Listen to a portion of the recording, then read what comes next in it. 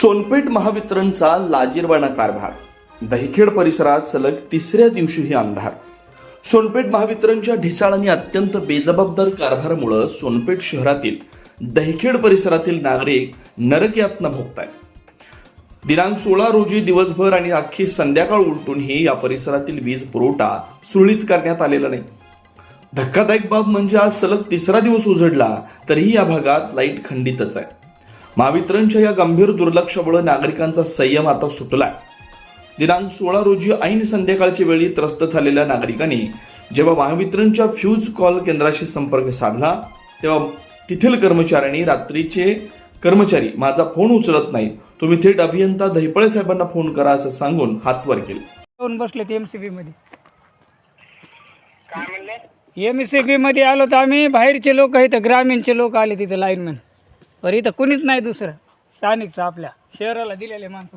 माझ्याकडे फक्त फ्यूज चांगलं काम आहे. माणसं मी तुम्ही जे म्हणले का माणूस करा आहे तरी मी मला परमिट देऊ शकत नाही. साहेबांनी सांगितलं तर देऊ शकतो मी. बरं आता बरं ऐका ना, ऐकून घ्या माझं म्हणणं ऐकून घ्या. 2 माणसं त्यासाठी छोले आहेत. 2 माणसाला फोन उचलून लागलं. यानंतर संतप्त नागरिक जाब विचारण्यासाठी थेट विद्युत विभाग कार्यालयात धडकले. मात्र तिथं संध्याकाळी एकही अधिकारी किंवा कर्मचारी हजर नव्हता. संपूर्ण कार्यालय ओस पडलं होतं. हक्काची वीज मागण्यासाठी गेलेल्या नागरिकांना रिकाम्या हातानं आणि संतप्त होऊन परत फिरावं लागलं.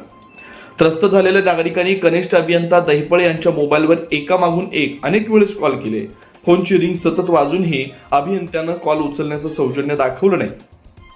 जनतेचे फोन रिसिव्ह करणं तर दूरच, पण नागरिकांचे सतत कॉल येत आहेत हे पाहून इंजिनियर दहिपळे यांनी उत्तर देण्याची जबाबदारी टाळण्यासाठी आपला स्वतःचा मोबाईल फोन थेट स्विच ऑफ करून टाकला आणि जनतेला अंधारात सोडून झोपेची ताडून दिली.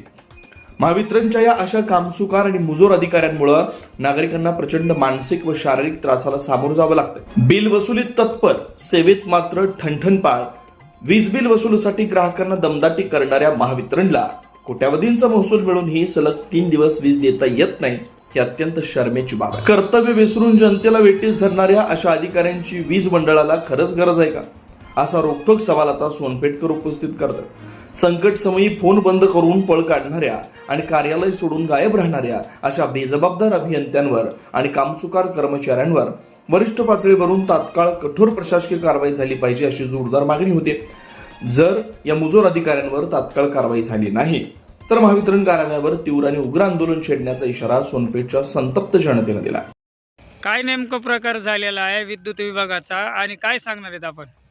इथं खांब्यावरी आमचा इथं घरी खांबा आहे वरी, त्या खांब्यावरती न्यूट्रल कटलेला आहे आणि अनेक अधिकाऱ्यांना सकाळचे 7 वाजल्यापासून लाईट नाही आहे.